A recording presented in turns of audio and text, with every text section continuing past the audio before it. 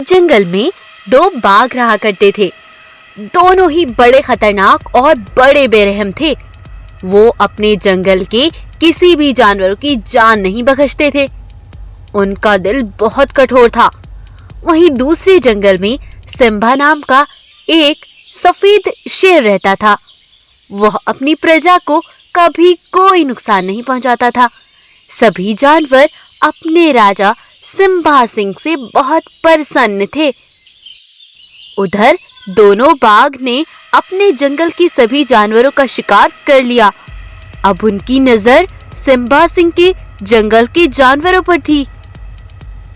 क्यों बंटी बाघ, अब पास वाले जंगल में चले? वहाँ के जानवरों का शिकार करने में तो और भी मजा आएगा। हाँ हाँ, क्यों नहीं, चलते हैं। तब वो दोनों दूसरे जंगल में जाने के लिए निकल पड़ते हैं और कुछ देर में वो दोनों सिम्बा शेर के जंगल में पहुंच जाते हैं। तभी उन्हें शेर की गुफा दिखाई देती है। लगता है ये गुफा इस जंगल के राजा की है। पहले हमें ये देखना होगा कि इस जंगल का राजा कौन है। चलो कहीं छिपकर इसकी निगरानी करते हैं। चलो आ जाओ जल्दी से। तब वो दोनों छिपकर उसको देखने लगते हैं। सिम्बा शेर गुफा के अंदर ही थे। कुछ देर बाद शेर बाहर आता है। शेर को देखकर दूर खड़े दोनों बाघ दंग रह जाते हैं। अरे भाई, मैंने इस सफेद शेर के बारे में बहुत सुना है। ये बहुत ताकतवर है, हमें इससे सावधान रहना होगा। नहीं नहीं, सावधान नहीं, बल्कि इससे दोस्ती करनी होगी। दोस्ती? लेकिन दोस्ती करने से क्या होगा? बस अब तुम देखते जाओ। तब वो दोनों शेर के पास जाकर बोलते हैं। शेर महाराज की जय हो। महाराज, हम दोनों भाई हैं। हमने आपके बारे में बहुत सुना है कि तुम दुनिया के सबसे अनोखे सफेद शेर हो।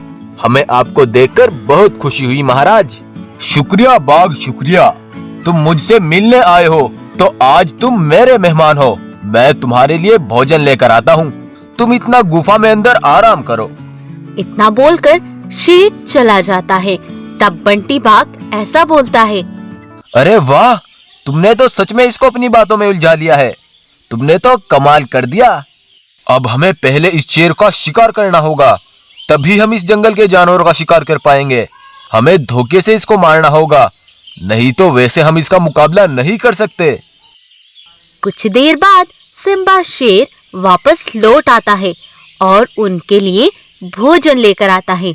तब बाघ चुपके से शेर के भोजन में बेहोशी की दवा मिला देता है और शेर उसे खाते ही बेहोश हो जाता है। तब बाघ बोलता है। सुनो बंटी, अब हमें इसे मारना होगा, नहीं तो हम यहाँ के जंगल के जानवरों का शिकार नहीं कर सकेंगे। तब वो दोनों उनका शिकार कर लेते हैं। वहीं से गुजरने वाली लोमड़ी यह सब देख लेती है और भागते हुए सभी जानवरों के पास पहुंचती है और कहती है। सुनो सभी भाइयों, हमारे महाराजा शेर को दो बाघ ने मार डाला है। वो दोनों बहुत खतरनाक हैं। यह सुनकर तो सभी जानवर बहुत परेशान हो जाते हैं। तब उनमें से गोरिल्ला बोलता है। उन्होंने हमारे महाराजा को मार डाला, अब हम उन्हें छोड़ेंगे नहीं। चलो सब मेरे साथ। नहीं, रुको गोरिल्ला भाई, हम उनका सामना नहीं कर सकते। जल्दबाजी में गलत फैसला लेकर हम भी अपनी जान गंवा देंगे। हमें सोच समझकर उनका सामना करना होगा। गाय, तुम बिल्कुल सही कहती हो।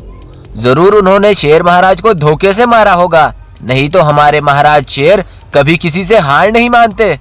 अब हमें होशियारी से उनका सामना करना होगा। तब वो उन दोनों बाघ से बचकर शेर की गुफा पर पहुंचते हैं। तब तक दोनों बाघ वहां से चले गए थे। सभी जानवरों को वहां पर सिर्फ शेर की खाल पड़ी मिलती है। तब उसको देखकर लोमड़ी बोलती है।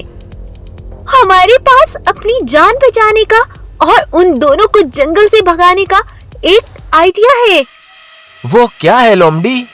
हमें शेर महाराजा की खाल में किसी को लाना होगा, यानी किसी को शेर महाराज की ये खाल पहननी होगी। लेकिन खाल को पहनकर क्या होगा लोमड़ी? हमें उन्हें ये दिखाना होगा कि हमारे महाराजा शेर मरे नहीं हैं, बल्कि वो जिंदा हैं। हाँ, तुम सही कहती हो लोमड़ी। वो दोनों हमारे महाराज को जिंदा देखकर डर के मारे भाग जाएंगे। हाँ, बिल्कुल ऐसा ही है। भालू, अब तुम्हें महाराजा शेर की ये खाल पहनकर गुफा के सामने खड़े रहना है और तुम सभी उन दोनों से छिप जाओ। बाकी सब मैं देख लूंगी।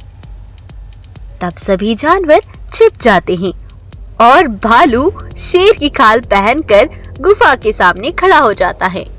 उधर लोमड़ी उन दोनों बाघ के पास पहुंचती है और उनसे कहती है, बाघ, तुम्हें क्या लगता है कि तुमने शेर को मार डाला है ना?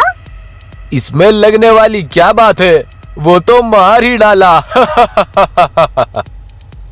ज्यादा खुश होने की जरूरत नहीं है बाघ, क्योंकि कुछ देर में शेर तुम्हें ढूंढकर मार डालेगा। उस शेर के अंदर अद्भुत शक्तियां हैं। वो मरने के बाद फिर से जिंदा हो जाता है। तुम्हें मुझ पर यकीन नहीं है तो खुद ही जाकर देख लो।